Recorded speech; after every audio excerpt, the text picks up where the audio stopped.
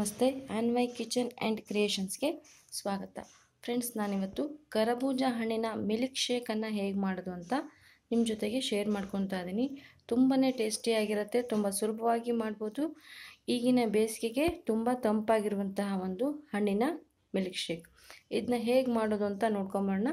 Video ನೋಡೋದಕ್ಕೂ ಮುಂಚೆ ನೀವು ನನ್ನ ಚಾನಲ್ಗೆ ಸಬ್ಸ್ಕ್ರೈಬ್ ಮಾಡಿಲ್ಲ ಅಂದರೆ ಪ್ಲೀಸ್ ಸಬ್ಸ್ಕ್ರೈಬ್ ಮಾಡ್ಕೊಳ್ಳಿ.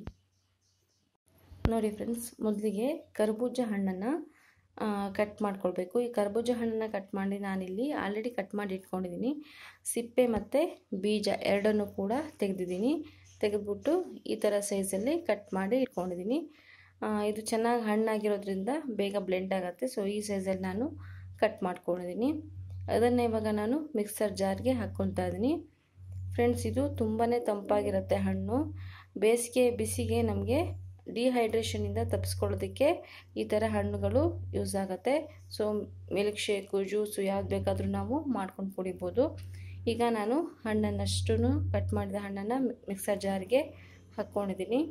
ಅದಕ್ಕೆ ನಾನಿಲ್ಲಿ ಸಕ್ಕರೆಯನ್ನು ಹಾಕ್ತಾಯಿದ್ದೀನಿ. ನೀವು ಸಕ್ಕರೆ ಬದಲು ಬೆಲ್ಲವನ್ನು ಕೂಡ ಬಳಸ್ಕೊಳ್ಬಹುದು. ಇದಕ್ಕೆ ಏಲಕ್ಕಿ ಬೀಜ ಕೂಡ ಹಾಕ್ಕೊಳ್ಬೇಕು ಫ್ರೆಂಡ್ಸ್, ತುಂಬಾ ಟೇಸ್ಟಿಯಾಗಿರುತ್ತೆ. ನಾನಿಲ್ಲಿ ಸ್ಕಿಪ್ ಮಾಡ್ಕೊಂಡಿದ್ದೀನಿ. ಸೊ ಅದಾದ ನಂತರ ಇದಕ್ಕೆ ಹಾಲನ್ನು ಹಾಕ್ತಾಯಿದ್ದೀನಿ. ಕಾಯಿಸಿ ಆರಿಸಿದಂಥ ಹಾಲು, ತಣ್ಣಗಿದೆ ಹಾಲು, ಇದು ಫ್ರಿಜ್ಜಲ್ಲಿ ಇಟ್ಕೊಂಡಿದ್ದೆ. ಸೊ ಈಗ ಈ ಥರ ಗ್ಲಾಸಲ್ಲಿ 1 ಗ್ಲಾಸಷ್ಟು ಹಾಲನ್ನು ಹಾಕಿ ಇದನ್ನು ನಾನು ಬ್ಲೆಂಡ್ ಮಾಡ್ತಾಯಿದ್ದೀನಿ.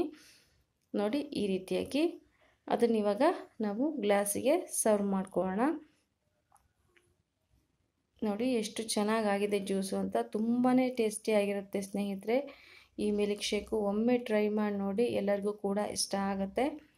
ದೇಹಕ್ಕೂ ಕೂಡ ತುಂಬಾ ತಂಪಾಗಿರುತ್ತೆ. ಇದಕ್ಕೆ ಏಲಕ್ಕಿ ಬೀಜ ಆ್ಯಡ್ ಮಾಡಿಕೊಂಡ್ರೆ ತುಂಬ ಒಳ್ಳೆ ಫ್ರೇಗ್ರೆನ್ಸ್ ಇರುತ್ತೆ. ಈ ರೆಸಿಪಿಯನ್ನು ಒಮ್ಮೆ ಟ್ರೈ ಮಾಡಿ ನೋಡಿ, ನಿಮಗೆ ಖಂಡಿತವಾಗಿಯೂ ಇಷ್ಟ ಆಗುತ್ತೆ. ಇಷ್ಟ ಆದಲ್ಲಿ ಒಂದು ಲೈಕ್ ಮಾಡಿ, ಶೇರ್ ಮಾಡಿ. ನಮ್ಮ ಚಾನಲ್ಗೆ ಸಬ್ಸ್ಕ್ರೈಬ್ ಮಾಡಿಲ್ಲ ಅಂದರೆ ಸಬ್ಸ್ಕ್ರೈಬ್ ಮಾಡ್ಕೊಳ್ಳಿ. ಹೀಗೆ ನಮ್ಮ ಚಾನಲ್ಗೆ ವಿಸಿಟ್ ಮಾಡ್ತಾ ಇರಿ ಅಂತ ಹೇಳ್ತಾ ಥ್ಯಾಂಕ್ ಯು.